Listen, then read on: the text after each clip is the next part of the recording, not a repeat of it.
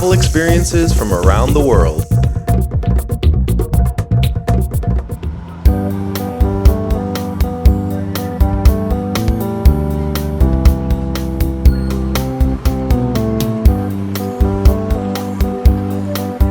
Lemnos, the 8th biggest island in Greece with a population of 18,000, lies in the northern part of the Aegean Sea, between Agion Oros, Samothrace, Imbros and Lesvos. It is a volcanic island with a beautiful terrain, as hills and tiny mountains cross its fertile plains and surroundings. Moreover, its characteristic shape forms many beautiful beaches and coastlines. Although we couldn't enjoy the beaches when we visited, the ones I saw and the things other travelers told me about them proved this to be true.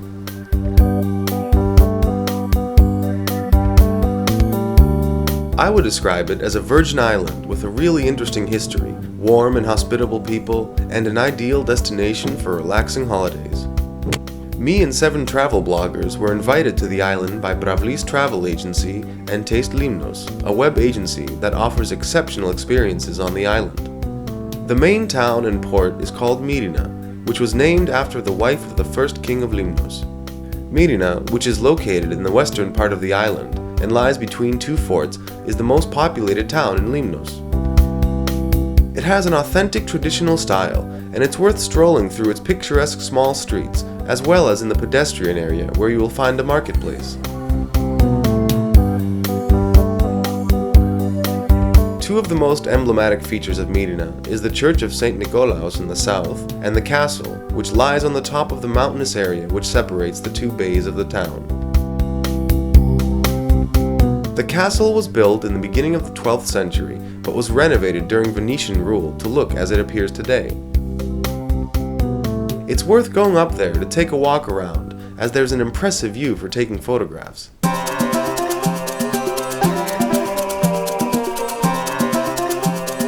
During the period of Turkish occupation, the Turks stayed in the southern part of the castle, which is why this area is called the Turkish coast, as opposed to the area in the north, which is called the Roman coast.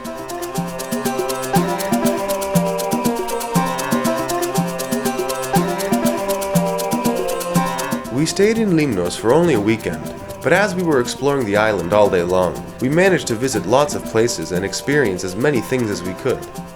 On the first day, along with Taste Lemnos, we visited a market called Thema Olin, where we tasted local tsiporo, wine, cheese, and other traditional food and drinks. Next, we set off for the area of the Apori, which is a little further down from Kondias village.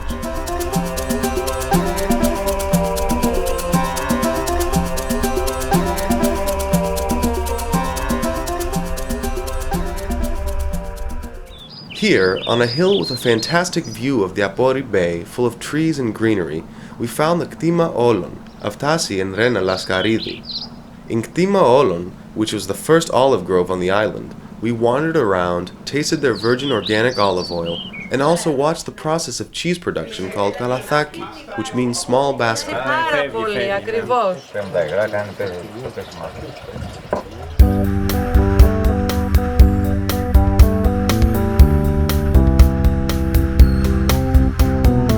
Leaving Thema Olin behind, we set off for Karpasi village. As Lemnos is famous for the excellent quality of its wine, we visited Thema Hatzigeorgiou, which is a bit outside the village. We were welcomed to the vineyard by Paulina, who guided us through the wine factory in order to show us the process of winemaking. Later, we visited the beautiful surroundings, and along with traditional food, we tasted the 8 label wines of the grapevine. After sampling wine and traditional food all day long, we decided to take a break and go for a walk in order to visit another site. We went to a church called Panagia A Copy, and it's one of the few churches in the world that has no ceiling. It took us about 40 minutes to get there, following a rather easy path. It was worth the while because apart from the nice route, you will find yourself surrounded by exceptionally impressive scenery.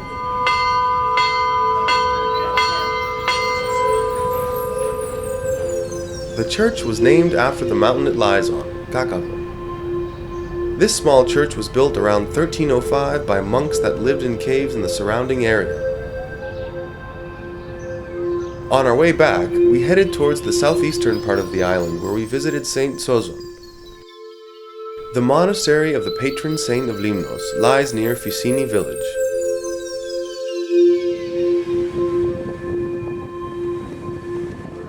Our lovely day ended in Kaminia village, and specifically at Andrea's tavern. Once more, we tasted traditional recipes, like the famous cheese pie of Lemnos, which has peppermint and kaspakino goat meat, which is cooked in the oven with rice and kalathaki cheese. You should definitely try it if you visit Lemnos.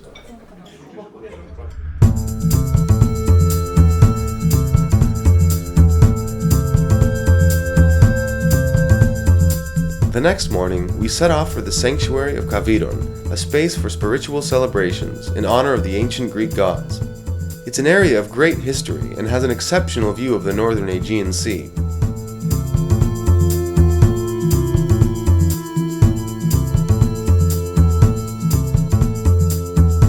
Under the celebration space, you'll find the cave of Philoctetes.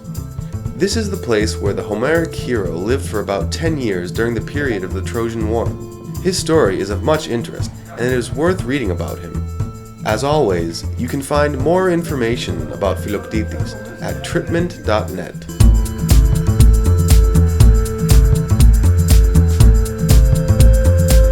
Leaving the sanctuary of Kavita behind, we headed towards Kodopouli village.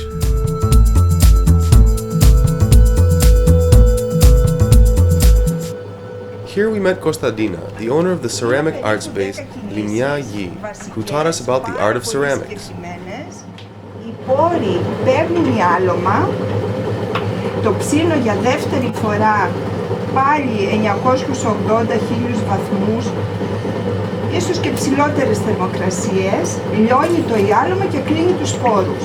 Η λιμνία γη, που είναι στο λόφο Μόσιχλο από εκεί που περάσατε, θεωρείται το πρώτο παγκοσμίως φάρμακο με σήμα κατά τεθέν, γιατί είχε σφραγίδες που αντιστοιχούσαν στη λιμνία γη, which is a specific type of soil from Lemnos, is long referred to as an element with multiple pharmaceutical qualities. It was believed to have a hemostatic effect, to help with dysentery, relieve stomach ulcers, neutralize snake venom, reduce eye inflammation, and it was also used as an ointment.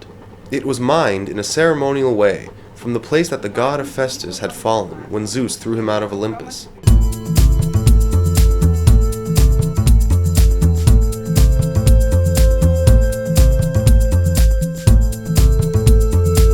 Leaving Kodopouli behind, we headed towards Thea, an area in which mining brought to light very important findings from the largest and oldest town of Lemnos. The most significant monument found is the theater, which was renovated and has been hosting events and concerts ever since. Thea was one of the two ruling towns of ancient Lemnos, and it was named after Hephaestus, who was its protector.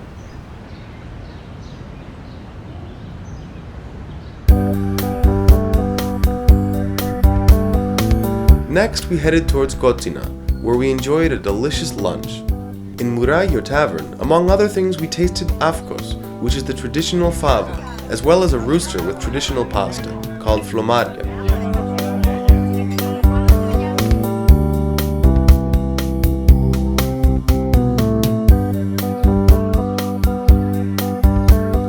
On the edge of the island lies a little church called Zoodokos Pigi, or Life-Giving Springs, in which we saw the statue of an island heroine, Marula. Next to the church, there is an underground well with 64 steps, which almost leads to sea level.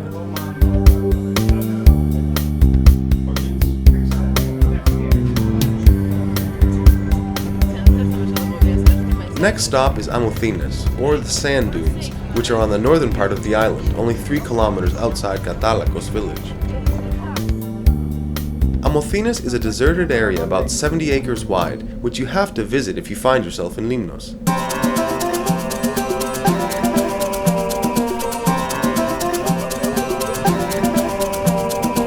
Local people told us that it is the only desert in Europe.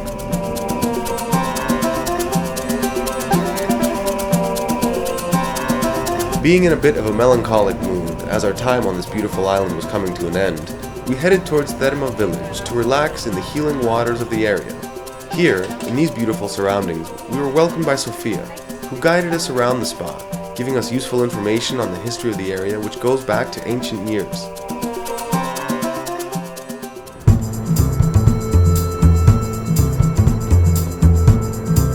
Lemnos was quite a pleasant surprise for me, a destination that has so much to offer, beautiful sightseeing, flavors, experiences, but above all, the warmth and the smile of its inhabitants.